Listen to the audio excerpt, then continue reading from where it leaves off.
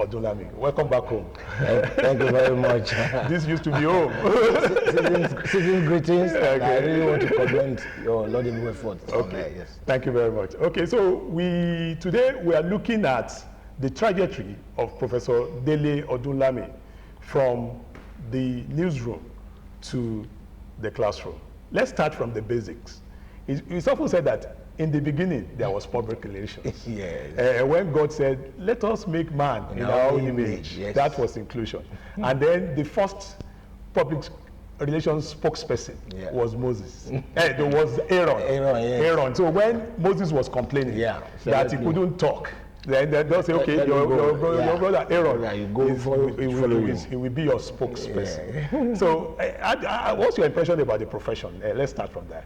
Okay, I think public relations is a key, profession that determines even the relevance of man, not even organizations alone. Right. Because any profession that aims at goodwill, goodwill, making friends long before we need them, right. Is a very important, profession. And just as you say, we cannot not communicate. Right. Public relations is a very important arm of communication that man cannot do without, whether in individual capacity or talking about organizations, even at societal level. It is crucial because particularly now that we live in the age of opinion, right. Where perception is key. Reality. I mean, people rate us. Impressions are formed on the basis of the perception they have, and those perceptions are also influenced by the way we also communicate our needs and whatever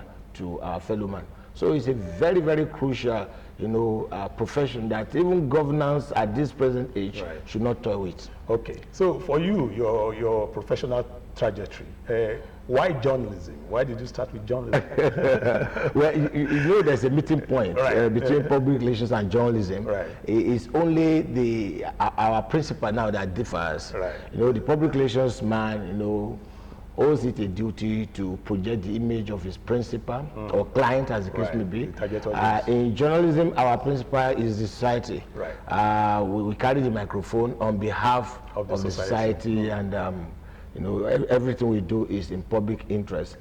I think I feel more comfortable, in that area, than the other side, because I have had the privilege to work for government organizations, to private organizations, and I've compared the two. So in most cases, when you do something for the benefit of the generality of the society or masses, it's of more relevance than when you are the whims and caprices of an individual. You can see what is happening at the political arena, just as the image makers, call them spin doctors, are trying to package some innately or inherently damaged products, but we project them to society as manageable or as useful. But from time to time they create crisis because they reveal their inherent qualities, and that's why it is a mess that the politicians or some leaders of some corporate organizations create, that a PR person now tries to clear up. There's this mantra that not all the saints of Saudi Arabia can deodorize a bad product. What do you have to say to that? In fact, that is it. You can even extend that logic by saying that the best way for you, to kill a bad product is for you to package it for public acceptance or for advertising purpose. The moment you begin to, like I tell people, publicity is a double-edged sword. Right. It can make and unmake, and the zeal with which it raises you up or polishes you, it's also the same zeal that it will smash you on the ground if you mess up. So the point remains that for us as professionals, whether in public relations or journalism, our major focus is that we ensure that the product has some inherent quality that meets standard. It's not just the money or the hiring that is the issue. Right. But the point remains that just as we now have in advertising practice where we have some ethical rules that govern even the message we push into public space.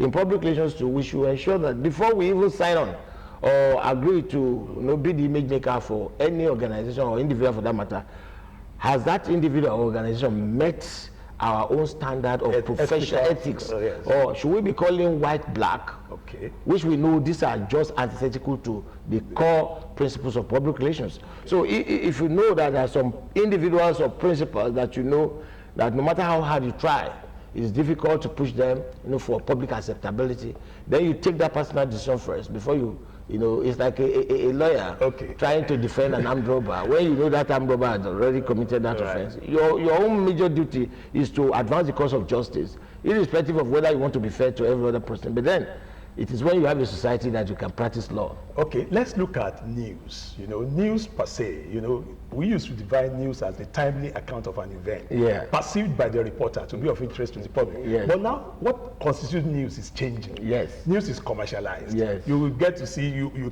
take a newspaper, you see news on the front pages, you are shocked. What's your take about this? Yes, the problem has always been at the beginning, when advertisement ownership factor and what have you, when they displays the crucial level of editorial discretion. Right. And I think it's not peculiar to any country, it's global, because in the past, the major struggle between the professional and the owners is that, the professional wants to exercise professional discretion based on the ethical principles. Right. But the political economy of the media itself, gives some rooms for some, realities that you cannot dodge, because as we say in public parlance, whoever, pays the piper, dictates the tune, as it were. I mean, if a media mogul, you use your resources, hard-earned resources, to establish a media house, you are not doing it for philanthropy. You are doing it, for a purpose. Right. You may now want to operate within the limits of what is ethical. Right. But the point remains that at the end of the day, you must balance the books. You must be able to break even, and before you can even, think of what next. So the question is that, much as, the resources that we need to finance a professional media organization, are scarce, and they don't fall from heaven. Whoever, gives this, will want some, return on investment. Right. It is now left for us as practitioners, the professionals who are supposed to, be the faces of this organization, to know how to balance our ethical commitments, with the profits, motive of the whoever is funding us. And I think it can always be done, because like I've always told my students, we talk of a virtuous circle, which we can change to vicious circle. Right. First you talk of content, then you talk of adverts. Right. So content, adverts, then you have the audience. Normally the interface is like this. The content is what we, ostensibly claim to sell. Right. However, reality has shown that it's actually the audience we sell. So when you have a good content, like the honey, it brings the bee, which is the audience. Right. And with the audience coming to you, the advertiser wants to take advantage of the large pool of audience that is in your control, for mileage of their message. So when they do that, normally when you have a good content, it attracts a good audience, then the advertisement comes. But if care is not taken, you discover that the one will displace the other. When you have an avalanche of advertisement coming again, the need for you to balance, that's your, interface effectively, such that, you don't water down the quality of the audience. Right. So that the quality of the content, so that the audience continue to come. Great. But when you have a preponderance of adverts, or you have adverts coming, the adverts will not come without some conditions attached to it. Amazing. If you are making money from an organization, if an organization, for instance, is your chief sponsor, you will not be the type of institution that will first expose such an organization if there is a sneeze, for instance, because the chunk of your resources come there. You rather prefer to look elsewhere, maybe until your competitors break that news before you tag along, because that's where you make your money. These are the conditions that indirectly influence what we do as professionals, because at the end of the day, you know, it's a matter of money and balancing the books. But at the end, while we're doing that, we must ensure that we maintain a perfect, you know, ethical balance, such that one does not overshadow the other. We can see from what you're saying that you have deeply steeped in the practice. You are not just like a you, scholar, just like you, with the theory. So we are gaining from your wealth of experience. So I want us to look at professionalism. You know, are we faring well? You know, as practitioners.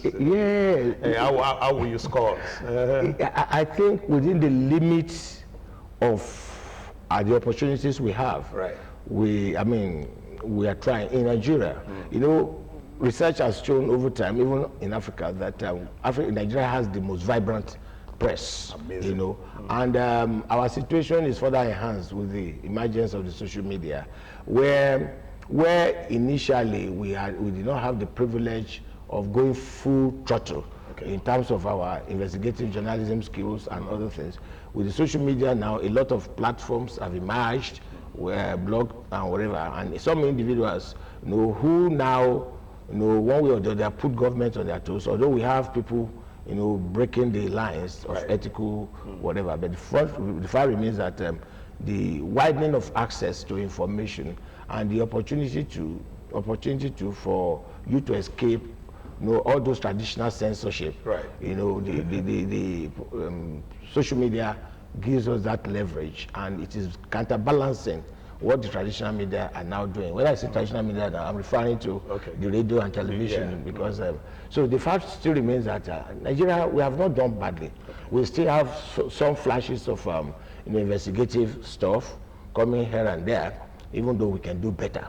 We can do very much better. Tell us, for the benefits of our listeners, viewers, some who are watching you, what were the lessons that you picked up from the classroom that are helping you now? That you picked up from the newsroom that are helping you now in the classroom? No, that is in fact immeasurable, because journalism, as we know it, it's not a theoretical thing.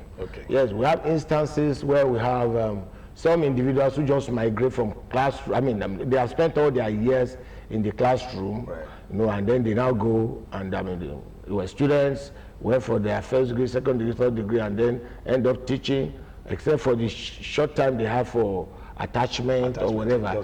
They never, some of them never tasted the real situation, you know, in reality. But with the privilege we have, with our sense of modesty, it has really made the transition even easy. Most times, you know, when we teach with the benefit of that privilege that we have had in terms of experience, you know, and that even helps the students, because we tell them, apart from those textbook things, so when you get to the field, there are some realities that are different. So we have that privilege of balancing the two, because unlike those days, we just churn out theoretical students, and when they get to the newsroom, they are now debriefed and say, look, all those theory they taught you, put it in your pocket. The reality is this. I mean, you just mentioned the question of commercialization of news. We teach them in the classroom that news is not something you pay for. You know, it is the product of the investigation of the journalists. You know, but today, MTN, okay, sorry to mention that name, some organization, you know, invite you and they pay for you to cover an event for them, and it is what you use to lead your, you know, bulletin the next day. So what are we saying? You know, except some major issues crop up in the course of a commercial assignment that that has public interest and have the components, you know, of a newsworthy reportage. Otherwise, some of those things are theoretical things, but we make sure we tell our students that, look, when you get out there, this is the reality, so that you can balance it. So what's your advice to practitioners generally? You know, today's challenges are different. Yes, we have technology, we have the economic challenges. So what's your advice to a practitioner? In fact, the practitioner of journalism and public relations today, the challenge is, the advice to you is that you cannot live by the textbook information or knowledge alone. From time to time, we have to relearn, unlearn, and maybe also we also debrief ourselves of some of the things that we have learned, because nothing stops us from, going for a kind of attachment, from time to time. Because the situation we had in the classroom in the days we were being taught is quite different now. So technology has interfaced. A lot of global reality has reshaped the focus of this, of the practice of our profession. Right. So from time to time, as a lecturer, as a public relations practitioner, we need to go back to the industry to relearn some of those principles and tenets that were drummed into our brains while we're learning. A lot of things have changed, and we need to move with time. Okay, so what's the future for this profession? The future for this profession? Bright. Bright, challenging. Because you discover that if you've been listening to some of the content on social media, there are a lot of people who have been coming out with some polls or opinions about some professions that will be relevant in the digital age, those that will face off with time and whatever. Communication, any communication related profession will continually be relevant. Okay. Public relations will be relevant. Mass communication, even though we are unbundling or whatever, does not matter. Any communication related or technologically related, profession will still be relevant till Jesus Christ comes back. Okay, paint for us your trajectory. Where did you start until you got here? Thank you very much. Actually, right from my teenage days, when I did not even know the meaning of journalism, I've always had that attraction. Okay. Right from primary, secondary school, in those days, we're having this public board, notice board, that will be asked to compose poem and then write some stories, and then we'll be pasting it. So I was already, doing this. By the time I finished secondary school, I could not get direct admission to university. I wasted, I think I had an interface of a year that I spent at Teachers College. I was known on campus as a journalist. In fact, my pen name was what they were using to, to refer to me. Yeah. From there, university, I studied English, combined honors, English education combined, but it has always been journalism on my mind. So directly I finished, I had to. I missed first class narrowly. I say this with all sense of modesty. I had to go back and do postgraduate diploma in journalism at NIJ. Amazing. Because I wanted to bridge that gap, and having done that again, I found myself back in school. For first master, second masters in communication before I now did my PhD. So you didn't tell us about Champion. I knew you worked in Champion. Yes, you worked in OGTV. Not only Champion. I started the professionalism, the journalism experience first with Guardian. In those days we freelanced, and then there was African Guardian, and so I was on the business desk. I worked there. After that, I crossed over to Guardian Champion. I was on the editorial desk, handling the op-ed pages. And after that, again, I went back to classroom. Like I said, I went for the PhD. Then from there again, I now came back to the university. I mean, OGTV. I was, yes, I left. You see, while I came to OGTV, I was in Lagos. I was working. I worked at Champion newspaper, worked at African Guardian. Even there's a paper, Moribond now, Industrial News magazine. I edited it. So, but by the time I wanted to do my master's, it was at UI that I had the privilege, and I felt if I worked at OGTV here, it would be closer to you. And let me tell you one interesting thing. A colleague of mine that were in the university together, Sheyi Olokode, I know you have that name. So I was in the hospital with my brother one day, and I was listening to OGTV News, and I saw him vibrating, reading news. I said, so this guy had this. That was what gave me that motivation. That, okay, let me come to broadcasting this time around, and that would give me a leverage to also finish my master's, and then that was how it happened. Amazing. Any regrets? No. In fact, I want to commend it to prospective academics that I think the first port of call is for you to be in the practice. The industry, it really helps you because you will not be teaching theoretical things. How do you teach editorial writing without having written editorials? How do you teach features writing without having written features? These are basic things that I think we should really ingrain in our people. Amazing. Yeah, it's been a masterclass with Professor Dele Odunlami. He's told us, like when you are listening to somebody's story, there is a mirror to the past and there's a window to the future. we really want to thank you for your wonderful exposition. You didn't tell us your story because we also know your pedigree too, and we thank God that Ogun State is blessed with people like you. We thank God. We thank God. Thank you for honoring our invitation. Okay. And that's the size of the package for today. And on that note, we'd like to call it a day. Until next week, when we come your way again with a fresh edition of the program. This is yours sincerely, Dari Folarin, saying bye for now.